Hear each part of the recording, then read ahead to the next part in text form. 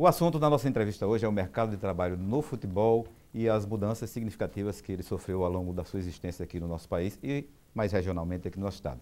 Quem está conosco para falar sobre esse assunto é o jornalista, cronista esportivo aqui do estado do Potiguar, Pedro Neto, que é jornalista e cronista da Rádio Globo aqui em Natal. Pedro Neto, uma satisfação, muito obrigado por atender o nosso convite. Há tempos que gostaríamos de tê-lo convidado e tê-lo aqui conosco, felizmente tivemos agora, estamos tendo a honra de recebê-lo aqui, e obrigado por sua vinda aqui ao Justiça e Trabalho. Né? Obrigado a você, Manassés, é um prazer enorme estar aqui com você e com os seus telespectadores também, e vamos conversar bastante sobre o nosso futebol, futebol brasileiro, futebol do Rio Grande do Norte como no todo. Pedro, o mercado de trabalho, o segmento, né, digamos assim, do futebol gera uma enormidade de emprego no nosso país. Né? Então, é um mercado de trabalho grande, enorme, com bilhões movimentados por trás. E, historicamente, ele sofreu ou sofre ainda várias mudanças significativas.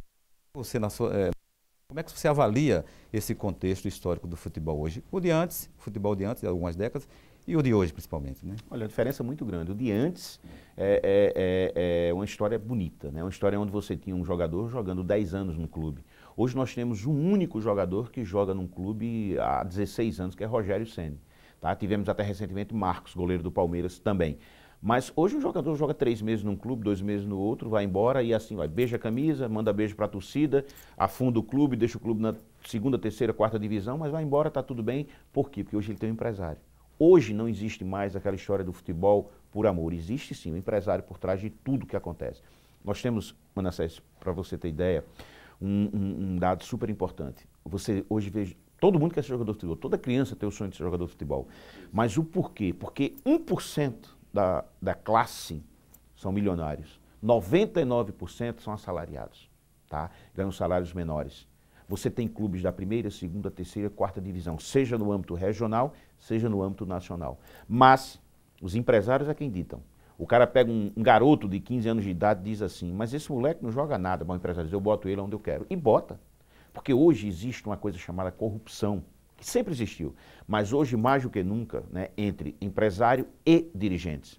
Essa promiscuidade, ela é atuante. A legislação, desculpe interrompê-lo, a legislação aponta numa perspectiva, digamos, de rompimento desse tipo de relação promíscua? Infelizmente ainda não. Há aproximadamente uns 20, 30 dias, foi criado na Câmara Federal um grupo, né, liderado pelo André Sanches, onde tem como primeiro secretário Rogério Marinho, que é dirigente do ABC Futebol Clube, visando justamente a modificação da Lei Pelé. Porque a Lei Pelé, ela deixou de ter, não vamos escravizar, digamos, o jogador perante o clube, mas escravizar um jogador perante o empresário. Então o jogador é um jogador de empresário. O que acontece hoje, Manassés? Você olha, você vê um jogador que talvez não ganhasse R$1.000 em nenhum outro clube, que ganha 30, 40, 50 mil reais em um determinado clube. Aí a pergunta é, esse jogador recebe isso? Nunca, nunca. Eu não vou poder chegar aqui para dizer, é dividido por fulano, ciclano e beltrano. Mas você olhando, você vê que aquele cara não tem com a mínima condição de ganhar aquele determinado valor. Aquele salário. Não tem. Mas o que acontece? É fatiado. Aí eu vou dar nomes. Vamos lá. Você pega há 20 anos aproximadamente, quem era Kleber Leite? Repórter de campo, sem menosprezo nenhum a nenhum repórter. Show de bola. Kleber Leite hoje, o telespectador tem ideia, ele devolveu, numa delação premiada, ao fisco americano, 50 milhões de dólares. Você pega J. Ávila, ex-repórter de campo.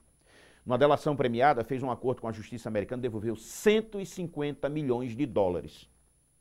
Qual é o segredo?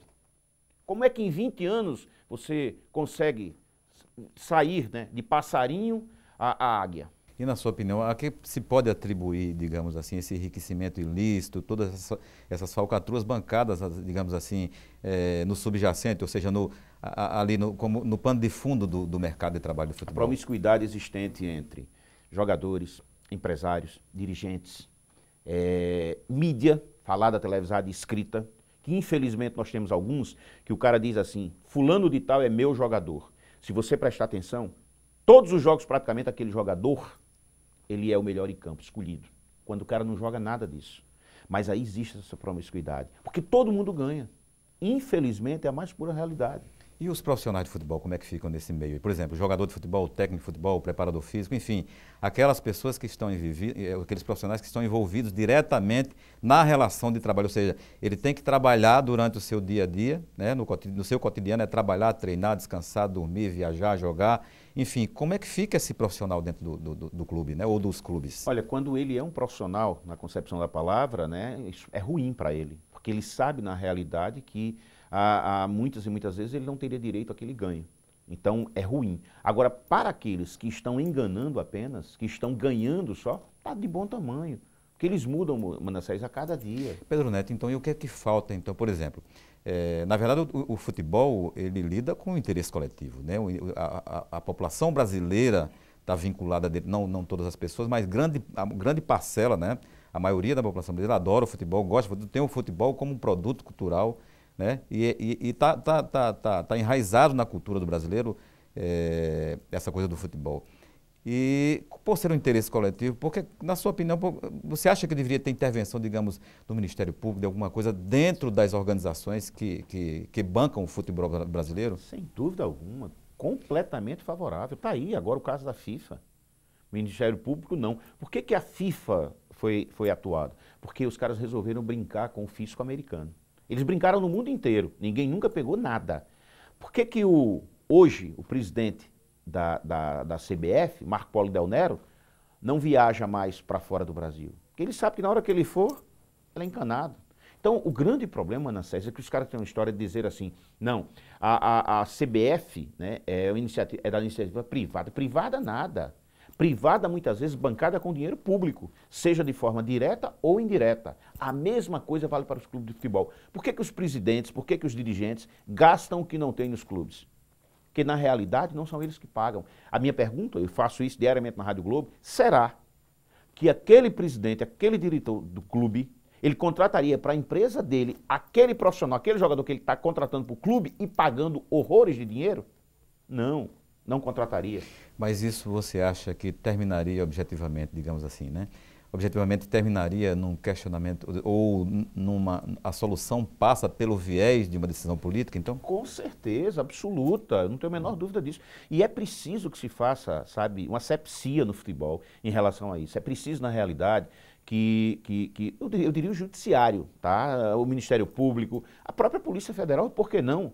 Porque quando você fala de paixão, e clube de futebol, ela é uma paixão, porque eu já vi o cara trocar de sexo, de namorada, de namorado, de amiga, de tudo, mas de clube de futebol ele não troca. E aí o que acontece? Não se pode mexer porque isso é iniciativa privada. Nunca, nunca. Deveria sim o Ministério Público cada vez mais em cima ser rigoroso. Porque se for, Manassés, em cada um dos clubes ele descobre uma podridão e uma podridão enorme. Não é uma coisa pequena não, é grande. Vou dar um exemplo. Determinado jogador, o diretor chega e diz assim, o jogador tal ganha, vou chutar aqui, 20 mil reais. Quando você chega no jogador, o jogador diz, não, eu ganho 8. E os 12? Você perdeu no meio do caminho. Tem muito disso, Manassés. Alguém recebeu. Alguém recebeu. Tá? Aí você vai dizer assim, Pedro, tem como provar? Não. Você já viu bandido dar recibo? Dar nota fiscal?